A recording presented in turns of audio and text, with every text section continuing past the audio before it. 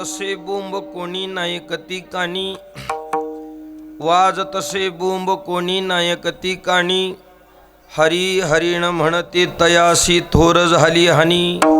उठा उठा जागा पाठी भयाले मोठे, पंढरी वाचोनी दुजा ठाव नाही कोठे. तापत्रय अग्नीचा लागला ओणवा, कवन रे आड कवन करी सावा धावा. उठा उठा जागा पाठी भय आले मोठे, पंढरी वाचोनी दुजा ठाव नाही कोठे. देखोनी ऐकोनी एक बहिर अंध झाले, विषयाचे लंपट बांधोनी यमपुरीस नेले. आजा मेला पंजा मेला बाप मसना गेला, देखत देखत नातो पंतो तोही वेडा झाला. व्याघ्रलाशी भूतेही लागतील पाठी, हरी भजन न करिता सगळी घालू पाहे पोटी. संत संग धरा तुम्ही हरी भजन करा, पाठी लागला से काळ दात खातो कर करा. उठा उठा जागा पाठी भय आले मोठे, पंढरी वाचोनी दुजा ठाव नाही कोठे. बाप रखुमा देवीवरा विठ्ठला शरण, बाप रखुमा देवीवरा विठ्ठला शरण. भावे नरिघता न चुके जन्म मरण. उठा उठा जागा पाठी भय आले मोठे, पंढरी वाचोनी दुजा ठाव नाही कोठे. विठ्ठल विठ्ठल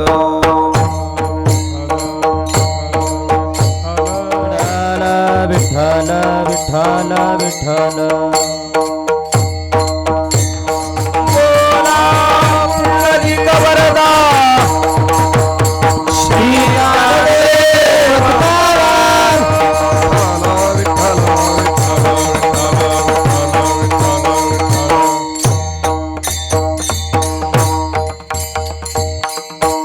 ब्रह्मानंदं परम सुखदं केवलं ज्ञानमूर्ति, द्वन्द्वातीतं गगनसदृशं तत्त्वमस्यादिलक्ष्यम्.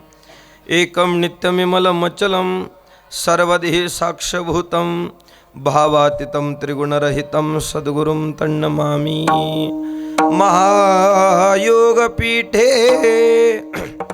तटे भीमरत्या,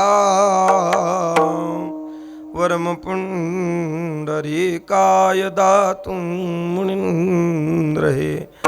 समागत्य तिष्ठन् तमानन्दकन्दं, परब्रह्मलिङ्गं भजे पाण्डुरङ्गं. लोकाभिरामं रणरङ्गधीरं, राजीवनेत्रं रघुवंशनाथं.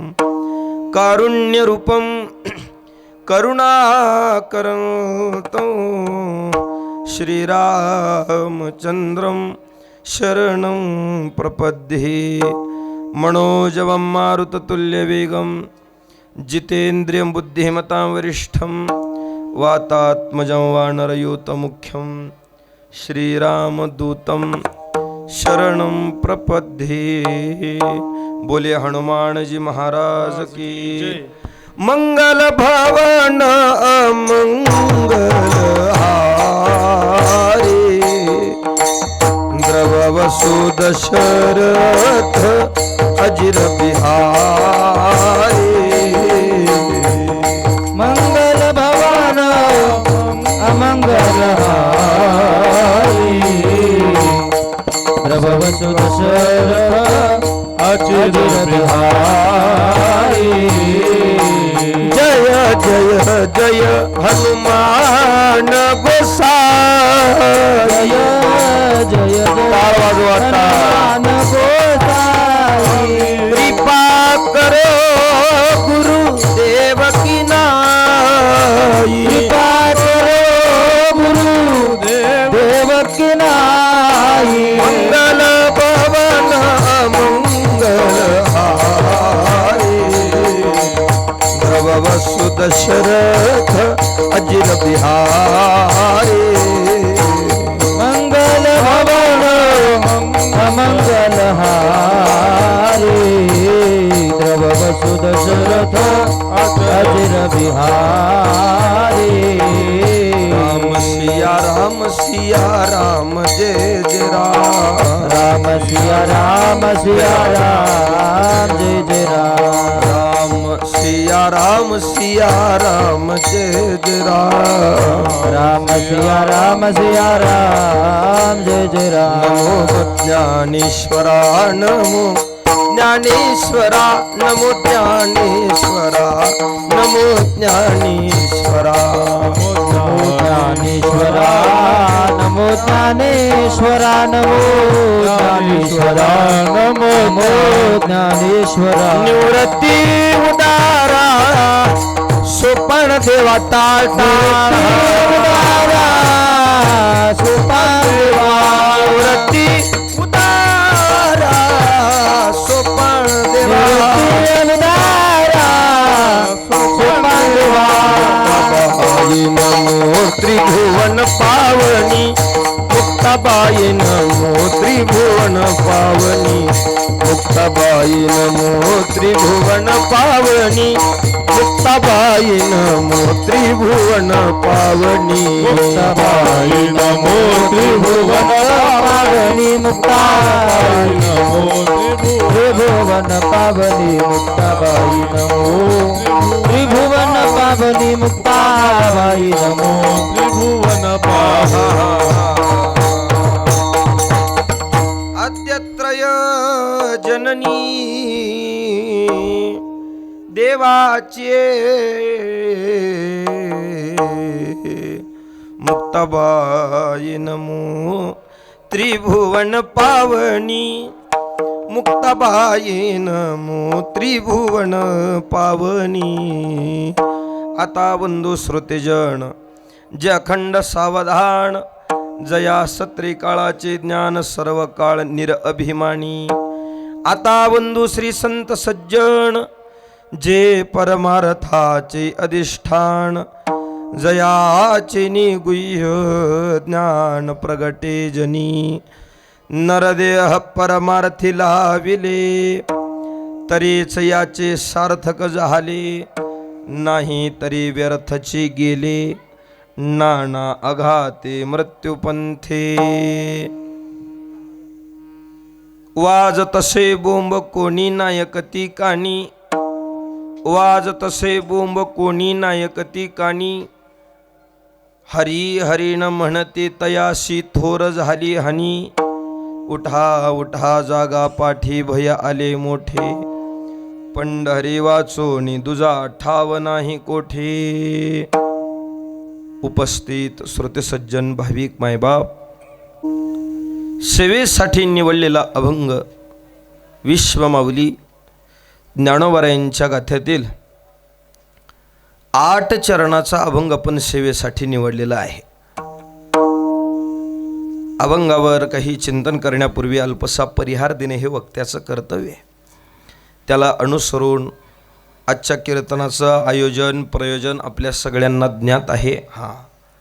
वैकुंठवासी महाराष्ट्रातील एक सुप्रसिद्ध कीर्तनकार विनोदाचार्य श्री हरिभक्तिपारायण मधुकर महाराज गिरी महाराजांच्या प्रथम वर्ष श्राद्धानिमित्त त्यांच्या संपूर्ण गिरी परिवारानं केलेल्या या कीर्तनाचं आयोजन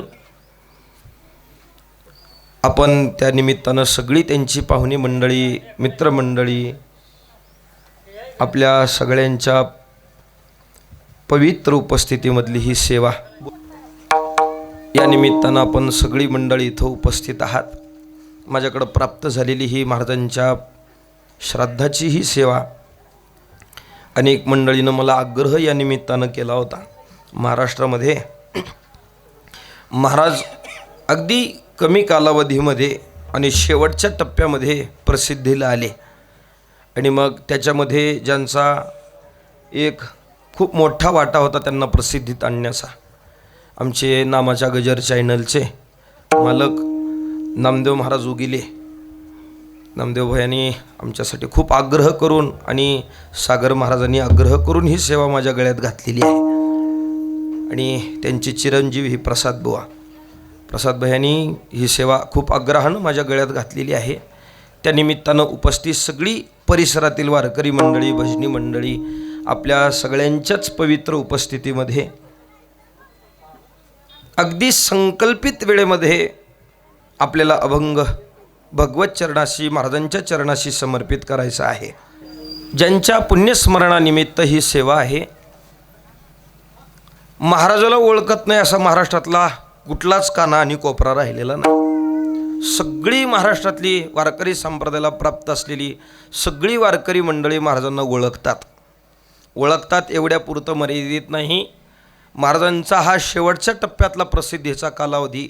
अनेक गावं आज नाराज आहेत. का तर त्या मंडळींना महाराजांची सेवा प्राप्त झाली. अशी अनेक गावं आहेत की जिथं महाराज पोहोचू शकले नाहीत. अनेक दिवसांच्या तारखा महाराजांच्या गेलेल्या. खूप महाराष्ट्राने महाराजांवर प्रेम केलं. फक्त उणीव या गोष्टीची वाटते, खंत एका गोष्टीची वाटते की एकदम शेवटच्या टप्प्यामध्ये महाराजांना ती लोकप्रियता प्राप्त झाली. खूप पूर्वी मिळायला पाहिजे होती. ज्यांनी आयुष्यभर परमार्थ केला. मला तर इतक्या गोष्टी काही महाराजांच्या बद्दल या परिसरातल्या मंडळीकडून अनेकांनी मला हे सांगितलेलं आहे की अगदी जिथं कसल्याच प्रकारची दक्षिणा नाही, नारळसुद्धा द्यायची काही मंडळीची ताकद नसायची, तिथंसुद्धा महाराजांची सेवा असायची. उपयोग करून घेतला परिसरातल्या लोकांनी त्यांचा. मला अनेक मंडळींनी हे प्रसंग सांगितलेले आहेत. जिथं अडचण आली की मग तिथं गिरी महाराजांना उभं करायचं, पण आवर्जून कोणी तारखाही देत नव्हतं. असा पूर्वीचा कालावधी. पण शेवटचा टप्पा असा होता, 50,000 जरी घ्या म्हणले तरी महाराज तारीख देत नव्हते. ही परिस्थिती होती शेवटच्या काळात. परिसरातल्या मंडळीनं पूर्वीपासून त्यांना सांभाळायला पाहिजे होतं. पण मात्र कसं असतंय, कितीही विद्वान मंडळी आपल्या परिसरात असले त्यांना जर प्रसिद्धी नसली तर माणसं तशी किंमत देत नाहीत. ती प्रसिद्धीनंतर आपण त्यांना ती मोठे समजू लागतो, पण ते पूर्वीपासून मोठे आहेत. ऐका, अगदी विनोद शैलीतून महाराष्ट्रातल्या प्रत्येक वारकऱ्याच्या हृदयामध्ये महाराजांनी घर केलेलं आहे. असे अनेक ठिकाणची कीर्तनं महाराजांची प्रसिद्धीला आली. मोठी मंडळी आज तागायत निवांत असले बोर झाले की आजही महाराजांची कीर्तन ऐकतात, मस्त आनंद घेतात. आजही छोटे माऊली मी अनेकदा पाहिले महाराजांची कीर्तन ऐकत बसलेली, अनेकदा पाहिले. महाराजांचं एक कीर्तन खूप गाजलं आमच्या लातूर जिल्ह्यातलं, म्हणजे जिथून महाराज खरी प्रसिद्धीला आले. लातूर जिल्ह्यात निलंगा तालुक्यातील आंबेगाव मृदंगाचार्य सुमित महाराजांच्या गावाला महाराजांनी तारीख घेतलेली होती आणि तिथून मग महाराज जास्त प्रसिद्धीला आले. महाराजांचं त्या गावचं एक वाक्य खूप गाजलं, आम्ही आंबेगावच्या वड्यात पडू दे र तुला काय करायचं. अशी अनेक महाराजांची वाक्य प्रसिद्धीला आली. पुन्हा लॉकडाऊनमध्ये अनेक नकट्या पोरी कटल्या म्हणायचे महाराज. मास्क लावल्यामुळं, मास्क काढल्यावर लगीन झाल्यावर कळालं नाक बोनट उचलल्यावर नाही. अगदी सहज बोलणं. असं घराघरामध्ये प्रत्येक वारकऱ्यांच्या हृदयामध्ये महाराजांनी घर केलेली जागा आज ही उणीव भरून न निघणारी आहे. पण महाराजांचं वयही झालेलं आणि शेवटच्या टप्प्यामध्ये महाराजांचा प्रवास खूप मोठा झाला. त्यानिमित्तानं अनेक मोठा प्रवास त्यांच्या जीवनात घडल्याच्या परिणामानं शरीरानं पुढं साथ द्यायची सोडून दिली. अनेक वर्ष अजूनही महाराज राहिले असते, खणखणीत होते, कधी काठी हातात नाही, कोण धरायची गरज लागत नसायची. अगदी तेवढ्याच अगदी प्रगल्भ आवाजानं समाजामध्ये प्रबोधन करायचे. पण प्रवास खूप झाल्यामुळं शेवटचा टप्पा बसून कीर्तन करावी लागली. पण परमार्थ करायचे थांबले नाहीत, कीर्तनासाठी थांबले नाहीत. आज आपल्यावर एखादा दुःखाचा डोंगर कोसळला, शरीर साथ देत नसली तर आजही आपण परमार्थापासून दूर गेलेली अनेक मंडळी आपण नजरेनं पाहिलेली आहेत. पण शेवटच्या टप्प्यापर्यंत अगदी तेवढ्याच ताकदीनं ते परमार्थासाठी पुढं उभे टाकले. असं हे महाराजांचं जीवन. माझं भाग्य आहे की अशा महापुरुषांच्या पुण्य स्मरणानिमित्तानं, श्राद्धाच्या निमित्तानं मला त्यांची सेवा करण्याचं सद्भाग्य या सगळ्या मंडळीनं माझ्या पदरी दिलेलं आहे. या निमित्तानं आपण सगळी मंडळी इथं उपस्थित आहात. ज्ञानोबारायांचा अभंग या सेवेसाठी आपण निवडलेला आहे. अभंग ज्ञानोबारायांच्या गाथ्यातला आहे. वास्तविक पाहता माझं वय कमी, मी अगदी सगळ्या अंगानं छोटा, वयानं लहान, ज्ञानानं लहान, बाकी सगळ्या दृष्टीनं लहान, पण मात्र मी अभंग लई मोठा कीर्तनासाठी घेतलेला आहे. वास्तविक आपण वेळोवेळी कीर्तनाला घेणारी अभंग बहुतांश तर 4 चरणाचे अभंग आपण बहुतांश रोज आपल्या ऐकण्यात, पण आजचा अभंग हा दुप्पट आहे, दुप्पट 8 चरणाचा अभंग आपण सेवेसाठी निवडलेला आहे. मला इमानदारीनं बसलेली मंडळी सांगा, 4 चरणाच्या अभंगाचं कीर्तन किती तास? बोला. होय मावशी, 1 तास? हा 2 तास. 4 चरणाचं अभंगाचं कीर्तन 2 तास. इमानदारीनं सांगा, मग 8 चरणाचं कीर्तन किती झालं पाहिजे? आहे का नाही? पण मात्र तेवढं का नाही, अगदी संकल्पित वेळेत, अगदी 12पर्यंत, लय झालं तर 12:30पर्यंत. याच्या अगोदर आपल्याला ही सेवा भगवत चरणाशी समर्पित करायची आहे. जेवढी काही शक्य होतील 1-2 चरणाचा भाव पाहू, बाकी सगळी सरळ सरळ अभंगाची चरणं पाहू आणि आपण महाराजांच्या चरणाशी सेवा समर्पित करू. अभंग ज्ञानोबारांचा. अभंग जसा चरणांनी मोठा, संख्येनं मोठा, तशी या अभंगातली शब्दसुद्धा मोठे आहेत. इतर अभंग जशी म्हणायला सोपी जातात, सुंदरते ध्यानेसारखी जी अभंग आहेत आपल्याला चाली लावायला जशी सोपी जातात, तशी या अभंगाला चाली लावणंही कठीण. ही अभंग जसं चरणानं मोठे आहेत, तसे हा अभंग अक्षरानंही मोठा आहे. या अभंगाला चाली लावणं जरा कठीण आहे. जो वारकरी नित्यनेमाचं भजन करतो अशा वारकऱ्यांना या अभंगाला चाली लावता येणं सोपं आहे, नाहीतर मात्र्यात बसवायचं लय अवघड आहे. चाल मागं संपून जाते आणि शब्द पुढं उरतात. गडबड केली तर पुढं चाल अर्धी राहिली राहते आणि अभंग मागं संपून जातो, गडबड म्हणण्यात केली तर. पण मात्र आपण सगळी जाणकार मंडळी इथं उपस्थित आहेत. माझ्यासोबत रामकृष्ण महाराज असल्यामुळे मला चिंता नाही, कारण मलाही याच्या दुसऱ्या चाली लावता येत नाहीत. ऐका, असा हा पंढरी प्रसंगातला अभंग आपण सेवेसाठी निवडलेला आहे. ज्ञानोबा या अभंगातून वर्णन करतात. वाज तसे बोंब कोणी नायकती कानी, हरी हरी न म्हणती तया थोर झाली हानी. महाराज खंत निर्माण करतात. ज्या मंडळीनं वेदानं, शास्त्रानं, पुराणानं, ग्रंथानं, संतानं, भगवंतानं बोंब मारून सांगितलं, ते जर आपण ऐकलं नाही तर माणसानं जन्माला येऊन जीवित्वाची हानी केल्यासारखं आहे. तयाशी थोर झाली हानी. वास्तविक पाहता या मृत्यू लोकामध्ये जन्माला आलेली मंडळी काही वंदनीय जीवन जगणारी मंडळी आहेत आणि काही शून्य जीवन जगणारी मंडळी आहेत. शून्य जीवन जगणारी काही मंडळी आहेत. कोणत्या अंगानं शून्य जीवन पाहता येण्यासारखं आहे पहा. जी मंडळी मृत्यू लोकामध्ये जन्माला येऊन जन्माला आल्यानंतर शास्त्र, ग्रंथ, पुराण, संत, भगवंत हे जे सांगतात त्या दृष्टीने ज्या मंडळीच्या जीवनाची वाटचाल नाही, त्या मंडळीचं जीवन हे शून्य जीवन आहे. वास्तविक काही मंडळी मृत्यूलोकात जन्माला आली तरी शून्य जीवन जगतात आणि इथून परलोकामध्ये गमन केलं तरी तिथं जाऊन ही जीवन शून्यच आहे. काही मंडळी नाथ महाराज भागवतातून वर्णन करतात.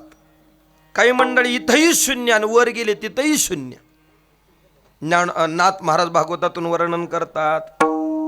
स्वशरीरी भोग नाही जाण, या लागी इहलोक शून्य. नाही पंचकर्म धर्म, येणे परलोक शून्य झाला. नाथ महाराज वर्णन करतात. स्वशरीरी भोग नाही जाण, याचा परिणाम इहलोक शून्य आहे का नाही. स्वशरीरी भोग नाही जाण, या लागी इहलोक शून्य. परिणाम काही मंडळी मृत्यूलोकात जन्माला आल्यानंतर प्राप्त असलेली भोगही भोगत नाही, तेवढी चिंगूस असतात. परिणाम या भूतलावर राहून त्यांचं इथलं जीवन ही शून्य.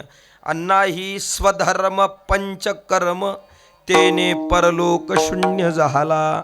इथं येऊन शास्त्र, पुराण, ग्रंथ, धर्म, पंचकर्म हे इथं येऊनही ते काही करत नाहीत. या अनुषंगानं इथं धर्मासाठी आपल्या जीवनातली काही धावपळ न झाल्यामुळं परलोकात त्यांचं गमन झालं, तिथंही त्यांचं जीवन शून्य. स्वशरीरी भोग नाही जाण, या लागी इहलोक शून्य. ऐका, मृत्यू लोकामध्ये जन्माला अवतार घेऊन इथं प्राप्त असलेली भोगही न भोगणं, याचा परिणाम मृत्यूलोकात जन्म घेऊनही आपण शून्य जीवन जगणाऱ्यातली काही मंडळी एवढी चिंगूस असतात, प्राप्त असणारी सहजातली भोगही भोगायला चिंगूसपणा करतात. अनेक मंडळीकडे आपल्याला पाहायला मिळेल किती चिंगूस माणसं. एकाला बळबळनं पंगत घातली गळ्यात सप्त्याची, बळनच पंगत नग म्हणला तर तरी घातली. एक अचानक पंक्तीचा कॅन्सल झाला, काहीतरी विटाळं म्हणून बळनच पंगत घातली. इच्छा नाही एवढा चिंगूस माणूस, पण पंगत पडली गळ्यात. आता पर्याय नाही, पत्रिकेला नाव छापून म्हणल्यावर पर्याय काय, घालावं लागली पंगत. सगळी पंक्तीला वारकरी मंडळी जेवायला बसली. ऐका, मस्त असा पाणी फिरवून आचमन करून वारकरी तोंडात घात घालणार. एवढ्यात एक वारकरी म्हणलं, यार वारकऱ्याची पंगत आहे, तूप आणा तूप. आधीच हे चिंगूस आणि त्याच्यात तूप आणा. आणि मग मात्र त्याच्या बायकोने ऐकलं आणि बायकोनं तुपाची वाटी घेतली. तुपाची वाटी, आता बायकोच त्याची, चिंगूस माणसाची बायकोच त्याची, त्यानं तुपाची वाटी घेतली बायकोनं. आता चमच्यानं वाढल्यावर लय वाटोळं होतंय. मग बायकोनं दाबण घेतलं, दाबण. आणि दाबणानं भातावर एक थेंब टाकायचे असं पुढं चालायचं असं. ते नवऱ्यानं बाहेरून बघितलं, ए अरे एवढी उधळपट्टी. बायको म्हणली, उधळपट्टी नाही, मी बायकोच तुमची आहे. अहो चमच्यानं नाही, दाबणानं वाढायले. तो मला उधळपट्टी नाही तर मग काय झाली, थांब म्हणला. चुलीकडे गेला, चुलीतलं एक इस्तवाचा केंडा प्लेटात टाकला आणि ते प्लेट घेऊन बायकोच्या जवळ घेतला. त्याच दाबणाने एक थेंब इस्तवावर टाकला. भग भग भग भग धूर निघाला आणि तो धूर सगळ्या पंक्तीत फिरवला. चला वासावर उठा उठा चल. काय मंडळी एवढे चिंगूस आहेत. अनेक पद्धतीनं पाहता येण्यासारखं आहे. मृत्यूलोकामध्ये प्राप्त असलेलं जीवनही त्यांना उपभोगण्यासाठी, प्राप्त असलेली भोगही भोगण्यासाठी चिंगूसपणा करणारी अनेक मंडळी पाहता येण्याजोगी आहेत. अनेक मंडळीकडे आपल्याला हे पाहता येण्यासारखं किती चिंगूसपणा. आमचे लातूरचे एक जोडपं पंढरपूरला निघालं. हो मावशी, लातूर इकडं पंढरपूरला, आणि पंढरपूरला निघालेलं जोड लय चिंगूस गडी. आता ते उन्हाळ्याची दिवस, मिनटाला तहान लागायले बघा. आता लातूरून गाडी निघाली आणि बायकोला लागली तहान लागली. बायको म्हणली, अहो घरून पाण्याची बॉटल घ्यायची विसरली मी. एक काम करा, अजून बस हल्ली नाही, पाणी बॉटल घ्या. नवरा म्हणला, थांब घेतो. मध्ये ते खारोमिरीवाले ते आले आणि त्यांनी बॉटल आणली होती, पण त्यानं नाही घेतली विकत. थांब घेऊ पुढं, थांब जरा. गाडी जागेवरून बस स्टँडहून हल्ली, राजीव गांधी चौक गाठला, तरी ते काय बायकोला पाणी बॉटल घ्यायला गडी तयार नाही. बायको म्हणली, अहो गळा कोरडा पडलाय माझा, आता तरी बॉटली घ्या कुठं तरी बघा. नवरा काही बोलला नाही. औशापर्यंत गाडी आली, औशापर्यंत. बायको म्हणली, अहो जीव जातं का काय, किंवा लई ताण लागली मला थोडी पाणी प्यायला द्या, घ्या बॉटल पाण्याची. नवरा म्हणला, थांब, आता औषाला गाडी आली, थोड्या वेळात उजनी येते, अगदी थोड्या वेळात. आणि उजनीला मग मात्र गाडी धाब्यावर हॉटेलवर थांबते. पाणीच बॉटल काय घेऊन बसली. उजनीला गाडी थांबली की बासुंदीच खाऊ म्हणली आपण. पाण्याचं काय धरून बसली तू. बायको म्हणली, काय माझ्यावर प्रेम आहे हो तुमचं. नुसतं पाणी मागितलं तर तुम्ही मला बासुंदी देता. तुम्ही नुसतं बासुंदीचं नाव काढलं आणि माझ्या तोंडाला पाणी सुटलं बघा. नवरा म्हणला, जी पाणी तोंडाला सुटलंय ना तीच पिन गब्बस. काय मंडळी प्राप्त असलेली भोगही भोगायला चिंगूसपणा करतात. परिणाम तेने इहलोक शून्य झाला. प्राप्त असलेली भोग न भोगणं म्हणजे मृत्यूलोकातलं जीवन शून्य. नाही स्वधर्म कर्म पंचयज्ञ तेने परलोक शून्य झाला. इथं येऊन भगवत भजन स्वधर्म कर्म केले नाहीत तर मग परिणाम तेने परलोक शून्य झाला. तिथेही गेले तरी त्यांचं जीवन शून्य आहे. म्हणून मनुष्य जीवनाला जे काही भगवंतांनी लावून दिलेलं काम आहेत, शास्त्र ग्रंथ पुराणानं आपल्या मागं जी काही जबाबदारी लावून दिलेली आहे, मनुष्यानं ती पूर्णतः प्राप्त करावी, पूर्ण करावी. वास्तविक पाहता या मनुष्य देहाच्या पाठीमागं लावलेलं एक सगळ्यात महत्त्वाचं काम आहे. मला सांगा, भगवंतांनी तुमच्या आमच्या पदरामध्ये नरदेह दिला, आपल्या पदरी नरदेह टाकलेला आहे. आपल्या पदरामध्ये नरदेह टाकत असताना भगवंतांनी उगच दिलं नाही बरं. वास्तविक खरं पाहिलं तर त्याला एकट्याला बसून कर्मना गेलतं, म्हणून त्यानं एवढा कुटाणा केलाय. एकलेची कंठे म्हणून येणे केली निर्माण 14 भुवने, गगन मेघ चंद्र सूर्य तारंगणे, 5 महाभूते भवती के भिन्न भिन्न हो, ऐसा लागवी हा माया सूत्रधारी. भगवंतानी ही सृष्टी निर्माण केली, त्याचं कारण त्याला एकट्याला बसून करमत नव्हतं, म्हणून त्याला करमत नव्हतं म्हणून त्याने या सृष्टीची निर्मिती केली. पण तुम्हाला आम्हाला जन्माला भगवंतानी घातलं उग करमणूक करण्यासाठी म्हणून नाही बरं. आपल्या पाठीमागे एक देवानं काम दिलंय, देहच त्याच्या कामासाठी. देव दिला देह भजना गोमाता, देव दिला देह भजना गोमाता, तोया लाला माता बालिकेचा हो, तोया लाला माता बालिकेचा. देव दिला देह भजना गोमाता. भया आवाज कमी झाले, कुठे गेले?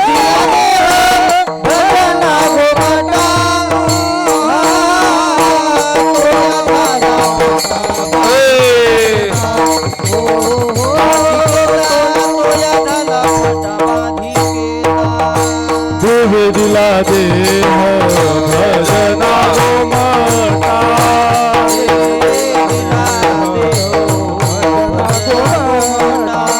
देव दिला देह भजना गोमाता. वाढवा आवाज सगळ्याचे.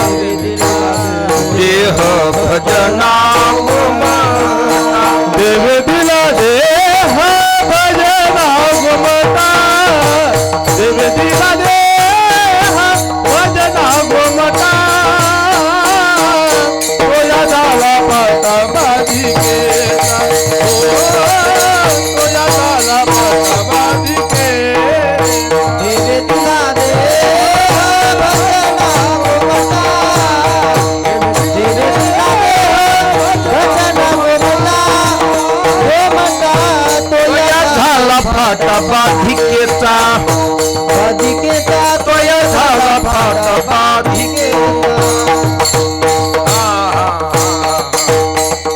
देवे दिला देह भजना गुमटा, पण ते न केल्यामुळं तोया झाला फाटा बाधिकेचा. भगवंतानी तुमच्या आमच्या पदरी जो देह दिलेला आहे तो फक्त आणि फक्त भजन करावं म्हणून दिलेला आहे. माणसं इथे येऊन दुसरे 10 कुटाने करतील पण भजन करायचे नाही. इतर वेळचं सोडा, कीर्तनात बसली तर दुसरेच काड्या करायलो आपण, पण भजन नाही. वास्तविक नरदेहच भजनासाठी म्हणून पदरी दिले. देवे दिला देह कशासाठी? भजनासाठी म्हणून दिलेला आहे.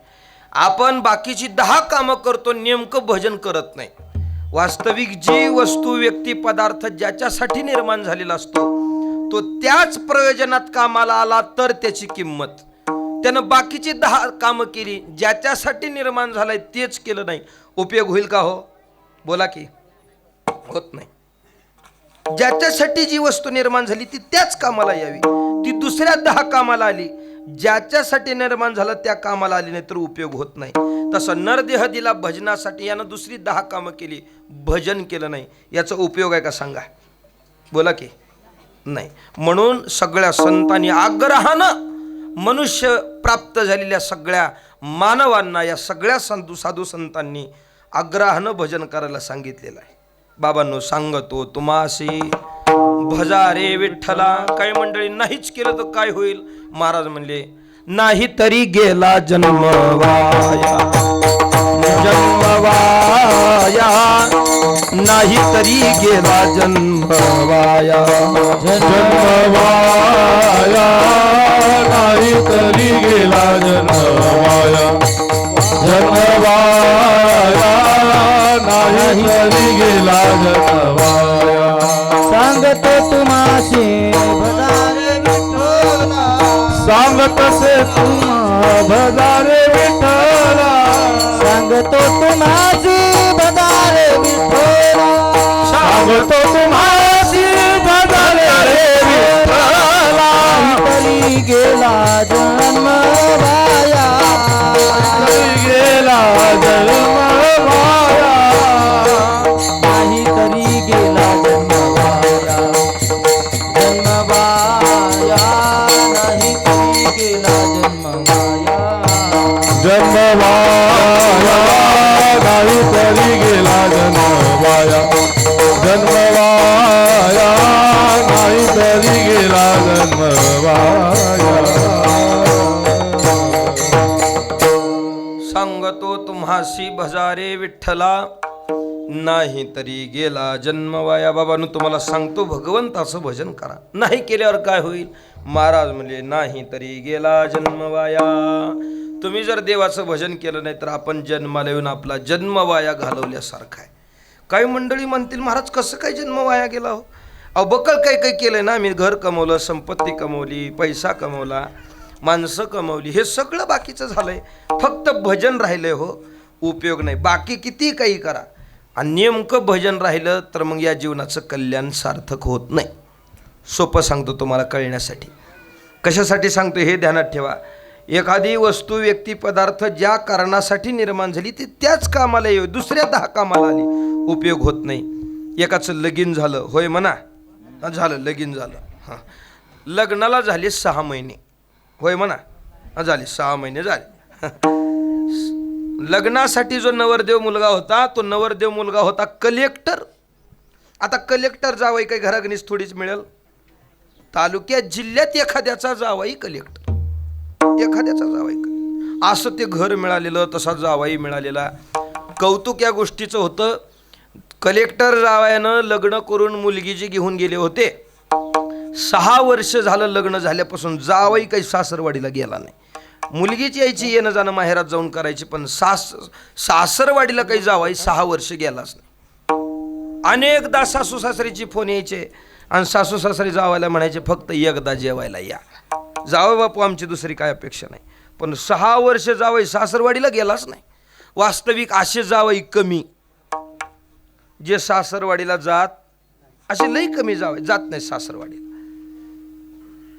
आता जे जावई बघा गेलं तर ह्याच्या गावात कमी, सासरवाडीतच जास्त आहे. याच्यामुळे जावयाची किंमत आता पहिल्यासारखी राहिली नाही, कमी झाली जरा. पूर्वी जावई घरी आले तर मग काय दबदबा असायचा बाबा, आहे का नाही? हॉलमध्ये सुद्धा कोण जायला तयार नसायचं, एवढा दबदबा असायचा जावायचा. आता जावायची किंमत जरा कमी झाली, कारण जावई त्याच्या गावात कमी, सासरवाडीत जास्त असल्यामुळं सासूच जावायला म्हणलेल्या, जावाई बापू हापशाला लावलेली घागर आपलीच घेऊन येताना किंमत जरा कमी झाली.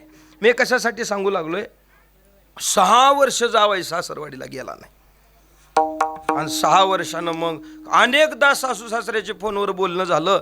जावायला फक्त सासू सासरे एक म्हणायचे, एकदा जावाई बापू घरी जेवायला या, आमची काही अपेक्षा नाही दुसरी. कलेक्टराला वाटलं, त्या जावायला वाटलं काय अपेक्षा तर आहे माझ्या सासू सासऱ्याची दुसरी, फक्त मी जेवायला घरी जावं. अहो जशी माझी मायबाप आहेत तशी यायची मायबाप आहेत, काय हरकत आहे एकदा गेलो तर. अशी मग तारीख कोणती रिकामी आहे पाहिली आपल्या कामामधली, आणि स्वतःहून सासू सासऱ्याला फोन केला आणि सासूबाईला सांगितलं, सासूबाई या अमुक अमुक तारखेला 11:20 मी तुमच्याकडे जेवायला येलो बघा. काय आनंद झाला असेल सासूला. सासूनं गडबडीनं फोन खाली ठेवला आणि हाक मारली आपल्या मिस्टरांना, अहो इकडे इकडे, तुम्हाला आनंदाची बातमी सांगायची. म्हणले काय? अहो जावई अमुक अमुक तारखेला घरी 11:20 येणार, असा फोन मला स्वतःहून जावयानं केलाय. आपल्या घरी आता जावई जेवायला येणार. म्हणले मग आता काय तयारी करायची? म्हणले तयारी फक्त पाहुण्या वेळेला सांगायचं नाही. कलेक्टर आपले जावई, तालुक्यात जिल्ह्यात आपल्यासारखा जावई किती कमी लोकांना. असा जावई आपल्याला परिसरात पंचक्रोशीत कोणाला जावई नाही, असा नौकरदार जावई आपल्याला. बर, आणि 6 वर्षांना असा जावई जर सासरवाडीला येत असेल, फक्त पाहुण्या रावळ्याला जावायच्या पंक्तीला आमंत्रण द्यायचं नाही. जावई ज्या दिवशी गावात येणार त्या दिवशी गावाला चूल बंदावतून द्यायचं, सगळ्या परिसरातल्या लोकांना जीव घालायचं. आणि आजपर्यंत परिसरात कुणीच जीव घातलं नाही असं पंचपक्वान्नाचं जीव घालायचं ठरलं बा. आणि मग काय सासूनं नियोजन लावलं. मग अनेक मंडळी कामाला लावली बा. गुलाबदानी, मच्छरदानी, 100-150 माणसाचे ताना तानी कामाला लावली बा माणसं. सगळी व्यवस्था, भला मोठा मंडप, सप्त्याला सुद्धा मारत नाहीत असला मंडप. जेवायला लोक आहे ना, गावाला जेवण सगळ्या, आणि पंचपक्वान्नाचं जेवण. उद्या सकाळी जावं येणार म्हणता, आज रात्री सगळी तयारी झाली. परिसरातल्या पंचकृषीतल्या प्रतिष्ठित मंडळीला सगळ्यांना आमंत्रण गेलेलं, आणि रात्व्यानं स्वयंपाकाची तयारी सुरू झाली. सकाळचे 6 वाजले. 6:30 वाजता सासूबाई म्हणली जावई निघालीत का म्हणून फोन करावं. 6:30 वाजता सासूबाईनं फोन केला, जावईनं फोन उचलला नाही. 7 वाजता केला, जावईनं फोन उचलला नाही. 7:30 वाजता केला, जावईनं फोन उचलला. 8 वाजता केला, उचलला. म्हणा की हो तुम्ही तेवढं तर, नाही उचलला नाही. 8:30 वाजले तरी जावाई फोन उचलत नाही. सगळी तयारी झाली. एक एक एक एक एक एक एक एक माणसं येऊ लागली. असे मंडपात गर्दी भरायला सुरू झाली. आणि मग मात्र सासू, जावाई फोन उचलत नाही म्हणून सासू तन तन तन तन तन तन करायला. कुणी बोलायला जायला बी भाग नाही. त्याच्यावर पलटी खाली होती, कुणी बोलायला जात नाही. तन तन तन तन घरात चाललेलं तिचं. 9 वाजले, 9:30 वाजले, जावई काही फोनच उचलला. 10 वाजले, 10 गच्च मंडप भरला हो. सगळी माणसं बिना अना पाण्याची आलेली, बिना चहा पाण्याची आलेली, सगळा मंडप गच्च भरला. 10:30 वाजले. मग मात्र एकाही माणसाला जागा राहिली नाही, असे लोक बसलेली. आणि 11 जसे वाजले की 11 वाजता काही प्रतिष्ठित मंडळी परिसरातून आलेली, हार, शाल, श्रीफळ, बुके घेऊन आलेली. आता कलेक्टर येणार आहेत गावला, जावई येणार गावला, तर आपण सत्कार करावा म्हणून काही कार्यकर्ते बाहेर कमान केली. ती कमानीपाशी जाऊन थांबले. पहिला सत्कार आपण करायचा, स्वागतच आपण. कमानीपाशी 11ला गेलेली मंडळी. 11:20 वेळ. 11:20 झाले, जावई आले नाही. 11:30 वाजले, 12 वाजले तरी जावायचा पत्ता नाही. कमानीपाशी गेलेली माणसं सगळी घराकडे आली. म्हणले जावई आल्यावर सत्काराला जाऊ, तवर काही ह्याचं गणित लागणार गेले. कवर थांबा म्हणले उन्हात. सगळे मंडपात येऊन बसले. सासू मात्र तन तन तन तन करायलेली. 12:30 वाजले तरी जावई फोन उचलच ना. आणि मग मात्र सासूबाईचा तनतनपणा कमी होणार गेला. 1 वाजला. 1 लोक कनाळ उठून घरला निघून चालले होते. असे निघून चालले. सकाळी बिना अना चहा पाण्याची आलेली. हे काही जावायच्या जेवणाचा मेळ लागत नाही म्हणून माणसं उठून चालली. सासूबाईचा मग मात्र पारा चढला. आणि जसा पारा चढला की तसा सासूबाईचा मोबाईल वाजला. पळत पळत पळत सासूबाई मोबाईलच्या जवळ आली. आणि जावायचाच फोन आलेला पाहिला, कानाला मोबाईल लावला. आणि जावायला सासूबाई डायरेक्ट बोलायला चालू केली, कुठं आहेत तुम्ही? सकाळी 6 वाजल्यापासून गर्दीला सुरू झाले. आता 11:20 वेळ दिला, तुम्ही 1 वाजायची वेळ झाली. सकाळी बिना अनाज चहा पाण्याची माणसं इथं मंडपात येऊन बसलेली आहेत, कुठपर्यंत आलेत तुम्ही? मग मात्र जावायनं सांगायला चालू केलं, सासूबाई निघालोच होतो तुमच्याकडं, पण एक एवढं अर्जंट काम आलं आणि ते काम आल्यामुळं मी येऊ शकलो नाही. आता निघाले तर असतील ना? म्हणले सासूबाई निघालो नाही, ते माझ्या पदरी पडलेलं काम मी टाळू शकत नाही. मग आता तुम्ही भागून घ्या. भागून घ्या शब्द ऐकला की सासूनं कानाचा मोबाईल बाजूला केला, बिर्र म्हणे एका कोपऱ्यात फेकून दिला. आणि सासूबाई स्टेजवर आली. सगळी अशी लोक बसलेली. आता काय होतं की कवा येते की काय होते की अशी बसलेली सगळी मंडळी. आणि मग ती स्टेजवर आली. स्टेजवर जावाई बापू जेव्हा येणार नाहीत, जीवन घ्या असं म्हणली की लोक पट पट पट उठली. चट चट चट पंक्ती धरल्या, झट झट जीवन घरी. का घेऊन देणार लोकाला? जीवन घरला निघून गेली. मग मात्र एकही गावातला माणूस उपाशी राहिला नाही, परिसरातला आलेला उपाशी नाही. तृप्त झाला. पंचपक्वान्नाचं भोजन परिसरात आज पण पर्यंत अशी पंगत कोणी घातलेली नाही, असं जीव घातलेलं. सगळी माणसं तृप्त होऊन गेली. ज्याला जेवढं जेवायचे तेवढं जेवली तर जेवली, घरला बी घेऊन गेली काही. असं सगळे माणसं तृप्त झाली. आणि मग मात्र दिवस जसा जसा मावळू लागला, सगळी माणसं जेवायची संपलेली आहेत. आणि मग मात्र हे आवरासावरी करायला काही मंडळी, कोण मंडपाच्या दोऱ्या काढायले, कोण भांडे घासायले, कोण झाडून काढायले, कोण चटई आवरायले. आणि ही एका कोपऱ्यात नवरा बसलाय त्या घरचा, आणि ती बाई बसली सासूबाई, कलेक्टरच्या सासरा आणि सासू कोपऱ्यात बसलेले. आणि मग कोण मंडप काढायला पाहतंय, आणि मग मात्र कोण भांडे घासतंय, कोण चटया उचलतंय. आणि मग हे सगळे नाराज झालेले दोघं कोपऱ्यात बसलेली, बसण्यातला बी एक तोरा. नाराज झाल्यावर बसायची पद्धत, 2 गुडघेवरी केलेले, 2 गुडघ्याला कंपाऊंड केलेलं. असं कंपाऊंड माहिती आहे का तुम्हाला? घरी गेल्यावर करून बघा असं कंपाऊंड. त्याला काही खडी लागणार, सिमेंट लागणार होतंय.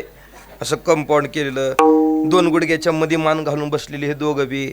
आणि मग हे मंडप काढायलेलं पाहिलं. सासूनं म्हणली, माय आजपर्यंत कोणी सुद्धा मंडप लग्नाला मारला नाही, असला मंडप मारला आपण. आजपर्यंत त्या परिसरात कुणी पंगत घातली नाही. असं जेवायला आपण केलेलं पंचपक्वान्नाचं जेवण होतं. माय जेवढं केलं तेवढं वाया गेलं. मला सांगा, एकही माणूस उपाशी पोटी गेला नाही. ज्याला जेवढं खायचं तेवढं खाल्ले तर खाल्ले, घरी घेऊन गेले. कोणी नाराज झालं नाही, असं तृप्त होऊन मंडपाच्या बाहेर गेली. पण तरी सासू म्हणाले, माय जेवढं केलं तेवढं वाया गेलं. सासूबाईचं हे म्हणणं चुकीचं आहे का बरोबर आहे? हो, हा बरोबर आहे. कसं काय? ज्या जावयासाठी गावाला जीव घातलं तो जावई जेवला नाही, गाव जेवलं. काय उपयोगाचं आहे? गाव जेवलेलं पोट भरलं असतं कधी जावई एकटा बी जेवला असतात तर. अख्खं गाव जेवलं, जावई जेवला नाही, उपयोग नाही का? त्याच्यासाठी गावाला जेवण आहे. तसं नरदेह आपण प्राप्त केला. वास्तविक याच्या पाठीमागचं मूळ कारण भजन करणं. यानं तेच केलं नाही, बाकीचे 10 कुटाने केले ते राहिलं. उपयोग आहे का? तसं नाही.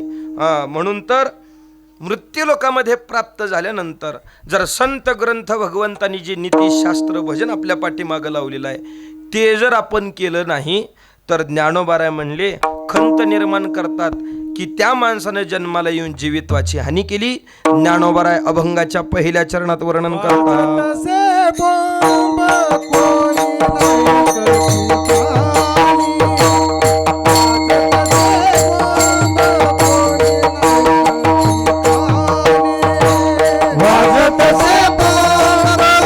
सगळे आवाज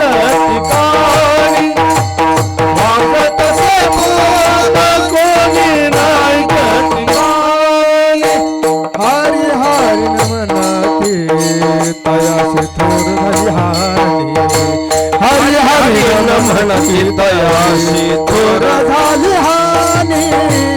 उठा उठा जागा पाठी भय आले मोठे, उठा उठा जागा पाठी भय आले मोठे. हरी हरी म्हणती हरी हरी म्हणती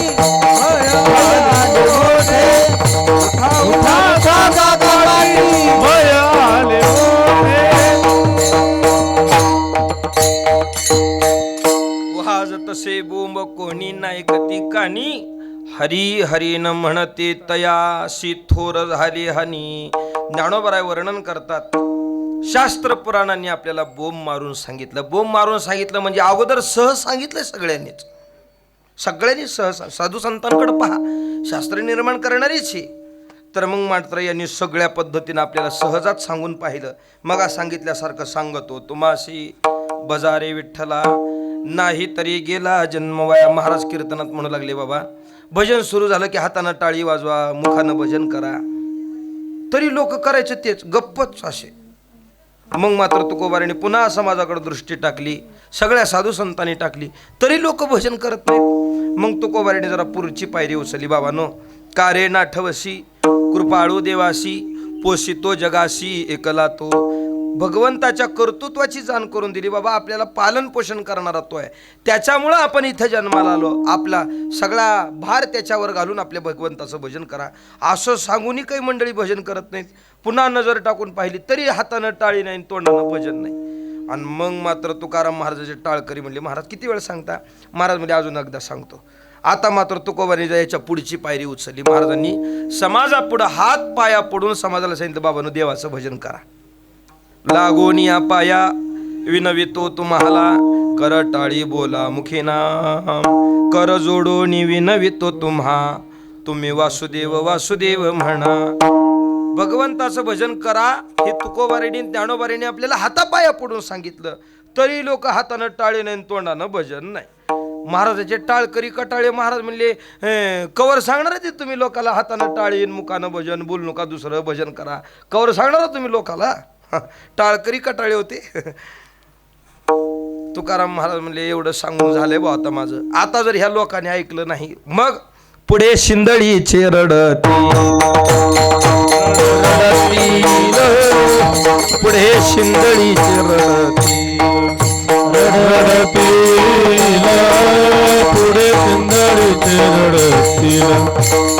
रडतील पुढे शिंदळीचे रडतील. किती सांगू तरी नायकती बटकीचे, आवाज वाढव.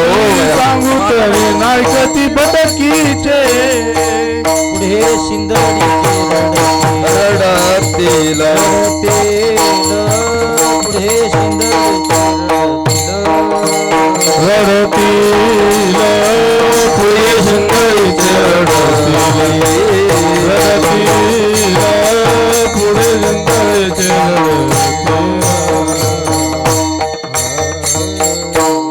किती सांगो तरी नायकती भटकीचे पुढे शिंदळीचे रडतील. संत ग्रंथ भगवंताचं आपण सांगणं जर ऐकलं नाही तर परिणामी पुढं रडावं लागेल. रडावं लागेल म्हणजे त्यांनी सांगितलेल्या पद्धतीने जर आपलं चालणं बोलणं वागणं राहिलं नाही. वास्तविक आपल्या चालण्या बोलण्या वागण्याला संत महात्म्यांनी जी चाकोरी बांधून दिलेली आहे त्या चाकोरीमध्ये चालणं बोलणं असावं. पण आपल्या चालण्या बोलण्याला संत महात्म्याच्या चाकोरीचा संबंध नसून आपल्या मनाला जसं वाटेल तसं जगणं चाललेलं आहे. ज्ञानोबाराय म्हणतात का नाही ज्ञानेश्वरीमध्ये, माणसाची जीवनाची वाटचाल करतात संत ग्रंथ भगवंत यांना बरं वाटावं म्हणून नाही, स्वतःच्या मनाला बरं वाटेल असं चाललंय. अंगा मनाशी रुचावे ये तुलेनी कृत्या कृत्य ना ठवे, करणी याचेनी नावे भलतेची करी भलतेची करी. मग काय काय करी, न ऐकावे ते ऐके, बोलू नये ते बके, दोष होतील हे न देखे विचारिता. आहे का नाही, हे सगळं करतील माणसं पण कशासाठी, अंगा मनाशी रुचावे ए तुलेनी कृत्या कृत्य ना ठवे, करणे याची नावे भलतेची करी भलतेची करी. जसं हे ज्ञानोबारांचं प्रमाण तसंच तुकोबारांचं सुद्धा याला सापेक्ष दुसरं एक प्रमाण आहे. तुकोबारा म्हटले का नाही, भलतेची उन्मत्त करी सदा करी सदा, भलतेची उन्मत्त करी सदा करी सदा, भलतेची उन्मत्त करी सदा करी सदा, भलतेची उन्मत्त करी सदा. पाप त्याचे नाव न विचारिता नीत अन भलतेचे उन्मत्त करी सदा. आपल्या या केलेल्या क्रियेनं आपल्या पदरी पाप पडेल का याचं घेणं देणं नाही. स्वतःच्या मनाला बरं वाटलं ना मग झालं, मग काही करतील माणसं. आपल्या चालण्या वागण्या बोलण्याला संत महात्म्यांनी साधूंनी शास्त्र पुराण ग्रंथांनी जी चाखोरी बांधून दिलेली आहे त्या चाखोरीमध्ये आपलं जगणं असावं. जर त्यांनी सांगितलं ऐकलं नाही तर मग तयाशी थोर झाली आणि तुका म्हणे ऐशी थोर झाली हानी, थोर झाली हनी, तरी ताटवाडी जन्म गेला, तरी ताटवाडी जन्म गेला. तुका म्हणे ऐशी थोर झाली हानी झाली हानी, करी ताटवाळी जन्म गेला करी ताटवाळी जन्म गेला. तुका म्हणे ऐशी थोर झाली हानी, थोर झाली हानी, थोर झाली हानी, थोर झाली हानी. तुका म्हणे ऐशी थोर झाली हानी, थोर झाली हानी, का म्हणे ऐशी थोर झाली हानी थोर झाली हानी. तुका म्हणे ऐशी थोर झाली हानी, थोर झाली हानी, करी ताटवाळी जन्म गेला, करी ताटवाळी जन्म गेला, ताटवाळी जन्म गेला.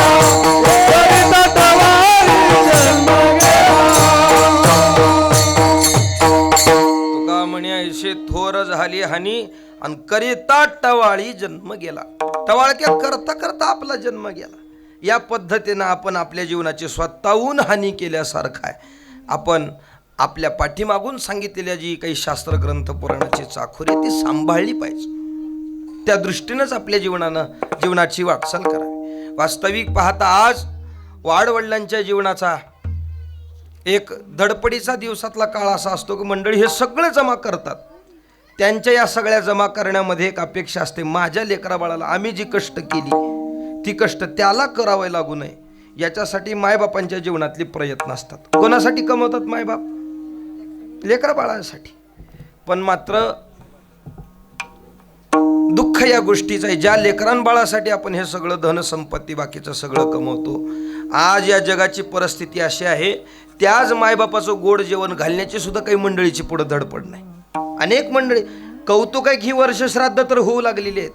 अनेक मंडळीचं गोड जेवण घालायची फजिती झालेली आहे. मायबाप ज्या मायबापाने आपल्यासाठी सगळं शरीरासहित सगळं समर्पित केलं त्या मायबापाचं गोड जेवण घालण्याची फजिती आहे. बरं, काही काही ठिकाणी गोड जेवण घालतील, श्राद्ध करतील, पुण्यतिथ्या गावगाव जेवण देतील, जिवंत असताना त्यांचा सांभाळ नाही आणि मग मात्र मेल्यावर बाकीचं कौतुक आहे का नाही? करत नाहीत का? पहा, कबीरदास महाराज म्हटले, जिंदा बाप को रोटी न देवे मरिया बाद पछतइयो. जिंदा बाप को रोटी न देवे मरिया बाद पछतइयो. थोड़ा सा टुकड़ा घर पर डाला कव्वे को बाप बनइयो. काही मंडळी जिवंत असताना कोरभर तुकडा भाकरीचा देत नाहीत बापाला, मायबापाला. पण तीच मंडळी बाप मरून गेला, माय मरून गेली की मग पत्र्यावर पिंड म्हणून भाताचा उंडा, भाकरीचा एखादा तुकडा खावा माझ्या बापानं म्हणून कावळ्याला बाप बनवण्याची पद्धत. मी कशासाठी सांगतो? जिवंत असतानाची प्रयत्न नाहीत आणि मेल्यावर मात्र अट्टहास जगाला दाखवण्यासाठी चाललंय. आपल्याला शास्त्र पुराण ग्रंथांनी ही सगळ्या पद्धती शिकवलेल्या आहेत. आपण त्यांचं पालन पोषण करावं. वास्तविक बाकीच्यांचं करायचं सोडा, ज्या मंडळीच्या गळ्यात पवित्र तुळशीची माळ आहे त्या तर मंडळीने हे सगळं सांभाळावं का नाही? कारण आपण ज्याचे म्हणून घेतो तो पंढरीश परमात्मा त्याच तत्वावर उभा टाकलेला आहे. कशाच्या? पुंडलिकानं मायबापाची सेवा केली या तत्वावर तो तिथं आहे. कोणामुळे उभा टाकलाय हा देव? पुंडलिकासाठी अजून तिष्ठत, पुंडलिकासाठी परब्रह्म आले गा, आपण आरतीत म्हणतो का नाही? पुंडलिकासाठी. पण पुंडलिकासाठी याचा अर्थ काय? पुंडलिकासाठी म्हणजे पुंडलिकानं बाकी काही केलं होतं नव्हतं मी नाही सांगू शकणार, पण त्यानं एक मात्र काम केलं होतं, त्यानं आपल्या मायबापाची सेवा केली होती म्हणून देव प्रसन्न झाला. आपलं तत्वच मायबापाच्या सेवेवर उभा टाकलेलं आहे. मग आपण जर पंढरीनाथाचे म्हणून घेत असाल तर हे बाकी सगळं मायबापांच्या प्रती जे जे करणं आवश्यक आहे ते सगळ्यांनी केलं पाहिजे. जी काही आपल्याला चाखोरी या शास्त्रग्रंथ पुराणांनी बांधून दिलेली आहे ती आपण सांभाळावी. जर ती सांभाळली नाही तयाशी थोर झाली हानी, त्यानं जन्माला येऊन जीवित्वाची हानी केल्यासारखं आहे. ठीक आहे महाराज, जीवित्वाची हानी करणं म्हणजे इथं जरी ते आपल्याला त्या पद्धतीनं पाहता आलं नाही, शास्त्र ग्रंथ पुराणाचं जर आपण ऐकलं नाही तर मग परिणामी याचा आपल्याला परिणाम भोगावं लागणार म्हणजे भोगावं लागणार. काय परिणाम? तुकाराम महाराज सांगतात बघा, हानोनी थोबाड फोडी काळ, फोडी काळ, हानोनी थोबाड फोडी काळ, फोडी काळ, हानोनी थोबाड फोडी काळ, फोडी काळ, हानोनी थोबाड फोडी काळ. का म्हणे जरी देवे नाही चाड,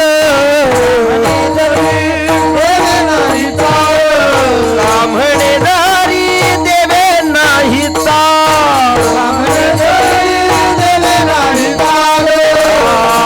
हानोनी थोबाड फोडी काळ, फोडी काळ, हानोनी थोबाड फोडी काळ, फोडी काळ, हानोनी थोबाड फोडी काळ, फोडी काळ, हानोनी थोबाड फोडी काळ.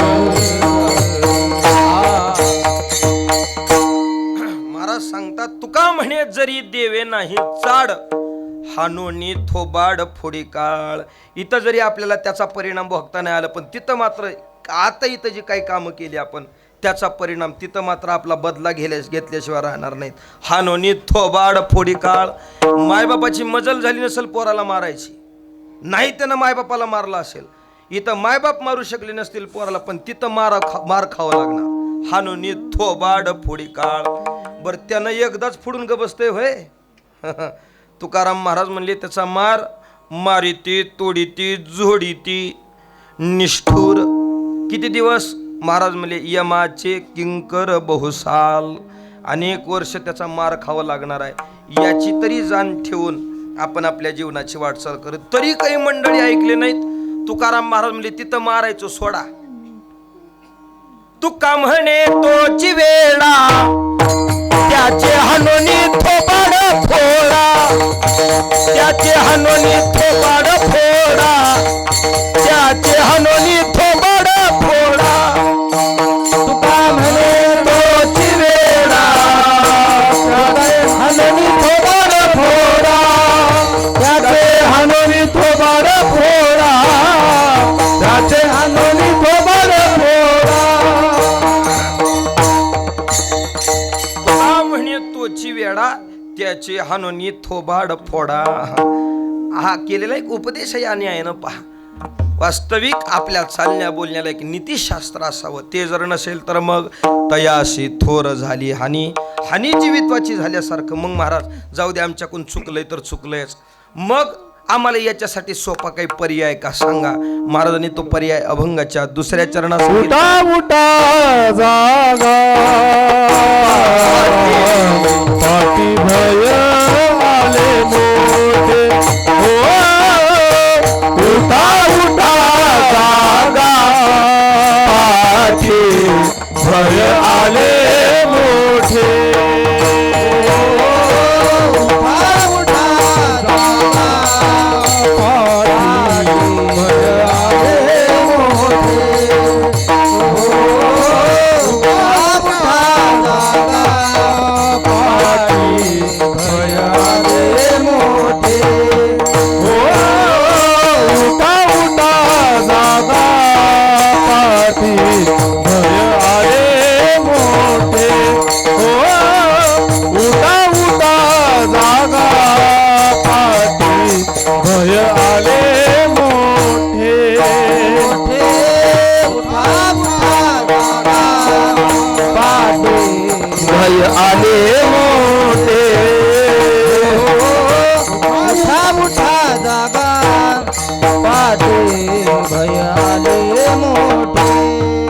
पंढरी वाचोनी तुझा ठाव नाही कोठे. पंढरी वाचोनी तुझा ठाव नाही कोठे. पंढरी वाचोनी तुझा ठाव नाही कोठे. पंढरी वाचून तुझा ठाव नाही कोठे.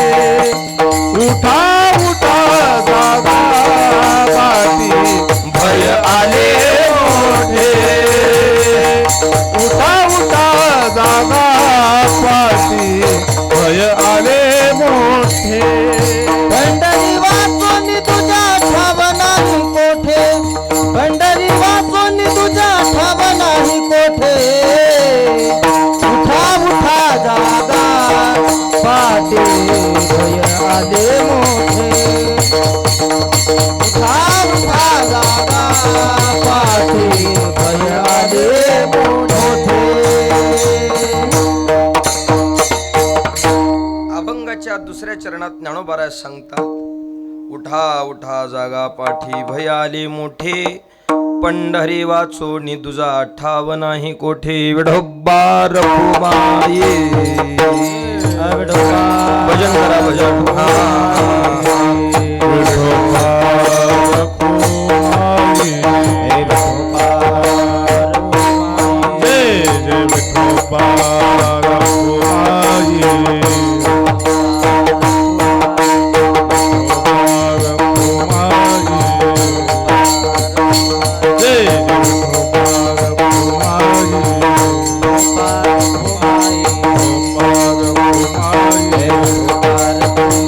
Bye. विठ्ठल श्री ज्ञानदेव विठोबार घुमाई जय जय जय विठोबार घुमाई विठोबार घुमाई जय जय विठोबार घुमाई ठोबा ठोबा ठोबा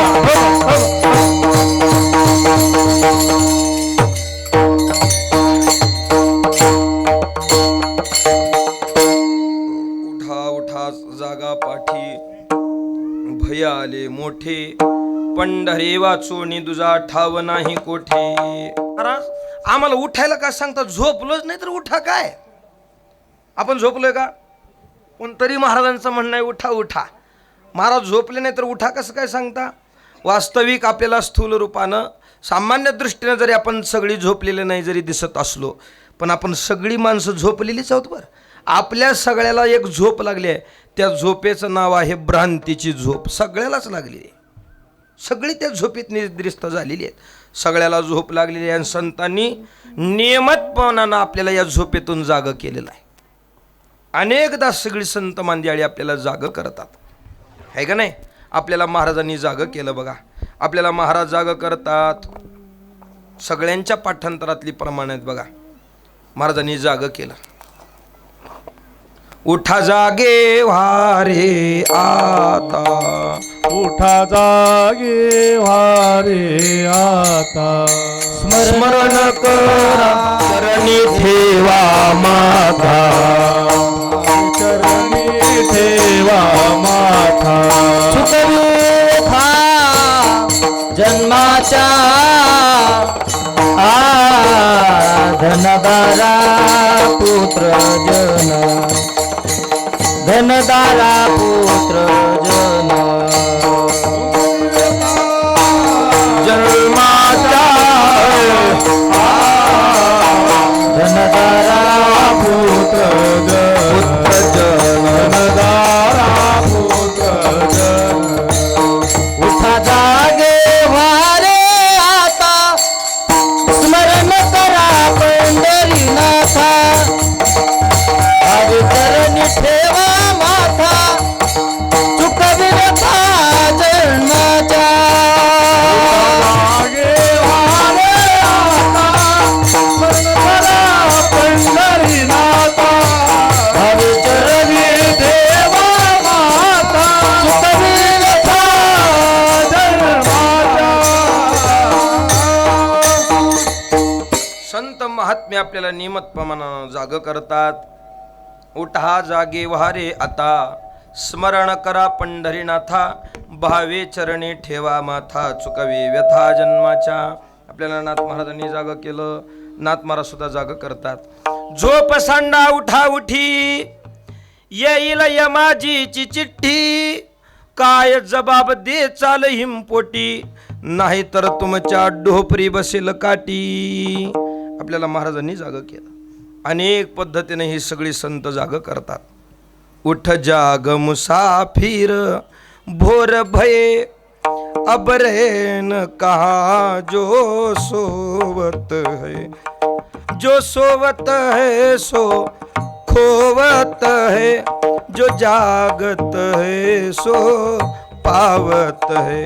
उठ जाग मुसाफिर भोर भये, अबरेन कहा जो सोवत है. आपल्याला कबीरदास महाराज जागं करतात, तसं आपल्याला ज्ञानोबारीने जागं केलं. उठा उठा जागा पाठी भयाले मोठे. आपल्या पाठीमागं भय लागलंय, पाठीमागचं भय आहे ते काळाचं. याचा परिणाम, याला फक्त पर्याय एकच, पंढरी वाचोनी दुजा ठाव नाही कोठे. कसं काय महाराज? महाराज म्हणले, जी आपण सगळी मंडळी त्रिविध ताप विको, सगळी मंडळी जे त्रिविध तापामध्ये आपण होरपळू लागलेले आहोत ना, या तापातून मुक्त करणारा तो फक्त तोच आहे. तापत्रय अग्नीचा लागला वणवा, कवन रे घे आड कवन करी सावा धावा, याच्यासारखा सोडवणारा दुसरा कोणी नाही. ज्या त्रिविध तापामध्ये आपण होरपळून निघू लागलोय ना, याच्यातून सोडवणारा सावा धावा. सावा धावा या शब्दाचा अर्थ आहे तातडीनं धावून येऊन सोडवणारा दुसरा कोणी नाही. काही मंडळी म्हणतील बकळीत की आमच्या घरातले लोक, कोण तर सोडवल की? काळाच्या मरणाच्या दुःखातून कोणी सोडवू शकत नाही, कोणी सोडवणार नाही. नामदऱ्या म्हणले कोणी कामाला येत नाही. अंतकाळी मी परदेशी आयसे जाणोनी मानसी मनोनी ऋषिकेशी शरण तुझा आलो. कस काय सोडू शकत नाहीत? नामदऱ्या म्हणले माय सुद्धा सोडवत नाही बाबा. नवमास गर्भवासी कष्ट झाले ज्या मातेशी ती निष्ठुर झाली कैसी अंती दूर राहिली माय सोडवणार नाही. महाराज माय दुबळे आमची माय कामाला येणार नाही. बाप तर सोडवल, मरणाच्या दुःखातून बाप सोडवल. नामदऱ्या म्हणले तेही कामाला येणार नाही. जी हे बाळाची आवड मुखी घालोनी करी कोड पण जेव्हा लागली यमवोड अंती दूर राहिली. बाप सोडू शकत नाही, माय सोडवणार नाही, बाप सोडवणार नाही. आमचे बहीण भाऊ तर सोडवतील की हो.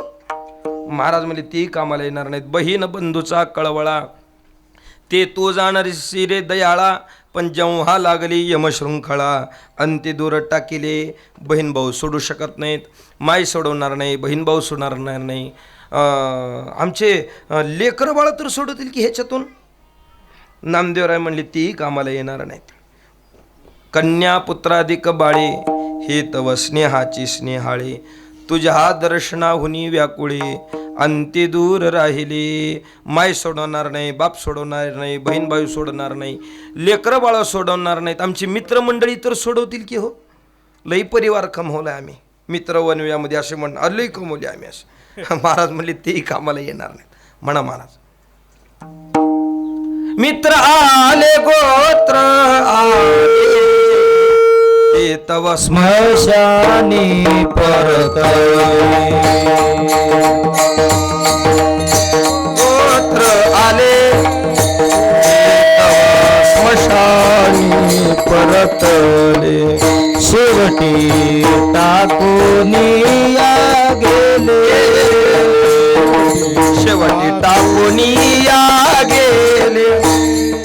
मज पडता यमजाळ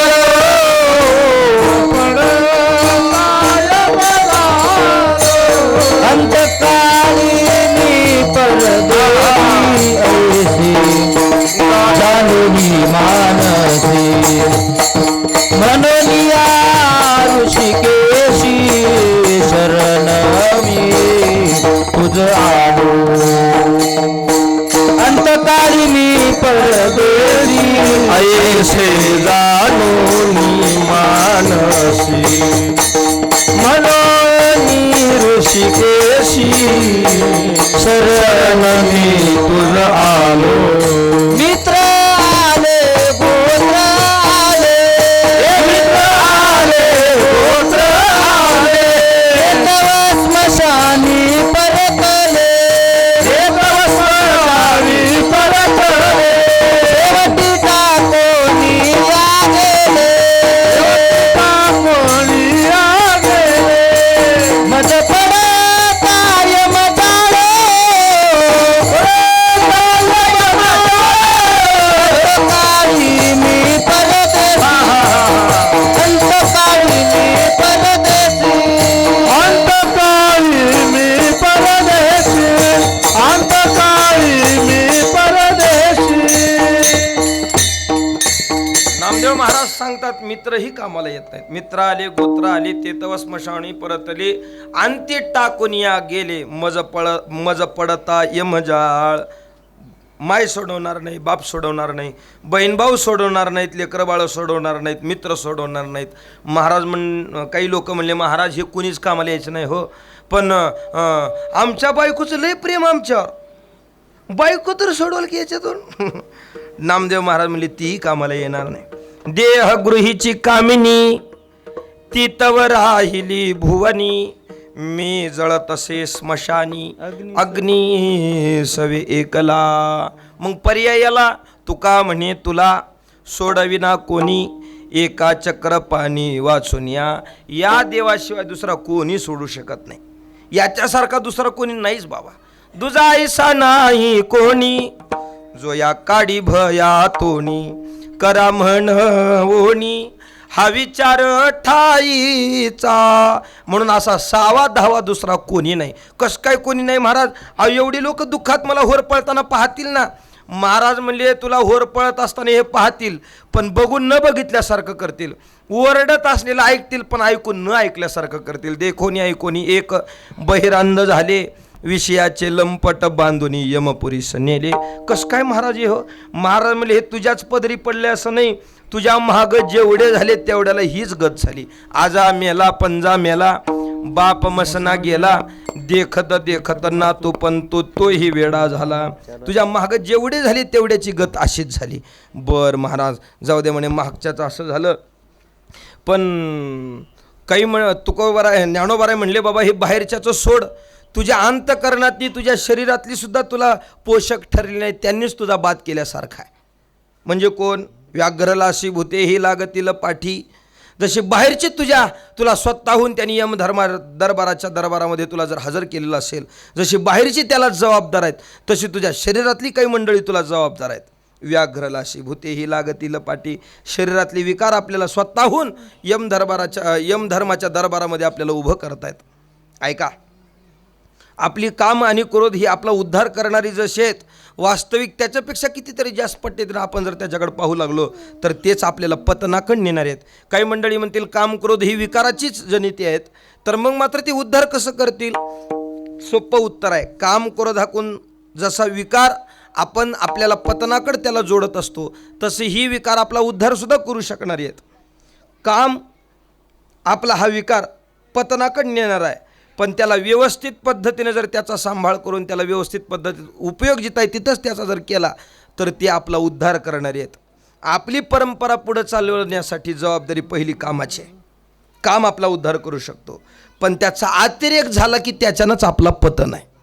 काम हे पतनाकडे नेऊ शकतं. जसं काम पतन करू शकतं माणसाचा, तसा क्रोधही पतन करू शकतं. जसं क्रोधाकून पतन आहे तसा उद्धारी आहे. एखादा जर आपल्याला मारायला आला, अनुगा आपण शांत बसणं आपला उद्धार आहे का? आपलं तिथं संरक्षण कोण करू शकेल? आपल्या जवळचा क्रोधच आपलं संरक्षण करू शकतो. जसं क्रोधाकडून आपलं संरक्षण आपला उद्धार आहे, तसं अतिरेक क्रोधाचा झाला की त्याच्याकडून आपलं पतन आहे. हीच तुला या यमधर्माच्या दरबारामध्ये उभं करण्यासाठी मूळ ठरलेले आहेत. व्याघ्रलाशी भूते ही लागतील पाठी, हरी भजन न करिता सगळी घालू पाहे पोटी. जर भजन केलं नाही तर याला ताळा लागणार नाही बाबा. म्हणून हरी भजन न करिता हेच सगळी घालू पाहे पोटी, हेच काळाच्या पोटात घालण्यासाठी जबाबदार राहतील. ठीक आहे महाराज, मग याला सुटण्यासाठी पर्याय काय? महाराज म्हणजे याला पर्याय आहे, 2 पर्याय आहेत. पहिला पर्याय, संत संग धरा तुम्ही, हरी भजन करा. संत संगती एक पर्याय, आणि दुसरा पर्याय हरी भजन करा. संत संगत करा हा एक पर्याय जीवनात तरण्यासाठी, आणि दुसरा हरी भजन करा. का बरं महाराज हे पर्याय? महाराज म्हणजे महाग बघा, पाठी लागला शे काळ दात खातो कर करा. काळ नित्य आपल्यावर दात खाऊन आता ह्याला उचलायचेच, असंच आहे. काल सदा अपने सर डोले, ना जाने कब सिर चढ़ बोले. हरि का नाम जपो निस्वासर, अब इस में बरस महीना क्या. हरे नाम नहीं तो जीना क्या. या जीवनाची किंमत भजना नाही, आणि जर आपण केलं नाही तर काळ नित्य डोक्यावर उभा आहे. आता याला उचलायचं. कधी आपल्यावर काळ झडप मारेल सांगता येत नाही. घडोघडी काळ वाट याची पाहे, अजून किती आहे अवकाश, अजून किती आहे अवकाश.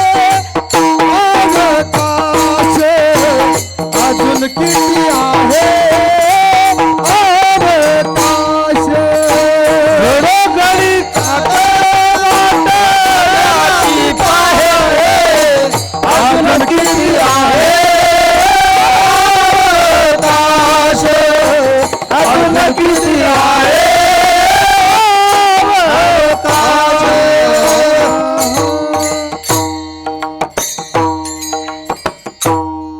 घडोघडी काळ वाट याची पाहे, अजून किती आहे अवकाश. अजून किती आहे अवकाश झालं तर 5 मिनिट. ऐका, आता कधी उचलेल ते झडप कधी मारायला सांगता येत नाही.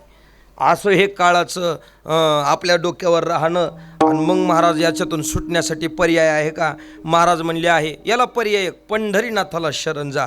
पण शरण कसं गेल्यावर त्याच्यातून सुटका, कसं भगवंताला शरण जायचं? ज्ञानोबा अभंगाच्या शेवटच्या चरणात देवी आवाज द्या त्यांना. विठ्ठला शरण, बापर अलीकडलं म्हणतो तुम्ही पलीकडे बघताय किती वेळ झालं. विठ्ठला शरण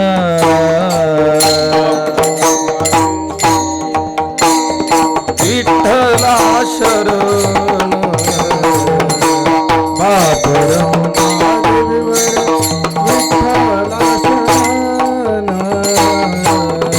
भावे नरिगता न चुके जन्म मरण उठा उठा जागा पाठी भय आले मोठे पंढरी वाचोनी तुझ्या ठाव नाही कोठे भावे नरिगता न चुके जन्म मरण उठा उठा जागा पाठी भय आले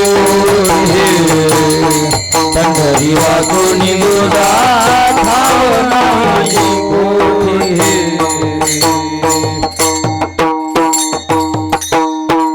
ज्ञानोबा अभंगाच्या शेवटच्या चरणात सांगतात, बापर खुमादेवी वरा विठ्ठला शरण, भगवंताला शरण जा, याच्याशिवाय सुटण्यात पर्याय नाही. पण नुसतं शरण गेल्यावर सुटका असं ज्ञानोबाराय म्हणले नाहीत. माऊलीने खुट्टी मारल्या इथं. खुट्टी म्हणजे त्याला ज्ञानबाची मेक म्हणतात बघा. आता माऊलीने मारल्यावर म्हणल्यावर ती ज्ञानबाचीच मेक झाली. कोणती मेक आहे ती? भावे शरण जापन कसं भावे, आणि जर तसे गेले नाहीत तर न चुके जन्म मरण. म्हणून उठा उठा जागा पाठी भयाले मोठे पंढरी वाचोनी तुझा ठाव नाही कोठे. ज्ञानेश्वर माऊली ज्ञानराज माऊली तुकाराम, ज्ञानेश्वर माऊली ज्ञानराज माऊली तुकाराम, ज्ञानेश्वर माऊली महाराज ज्ञानेश्वर माऊली. कुंडली कवरदा हरी विठ्ठल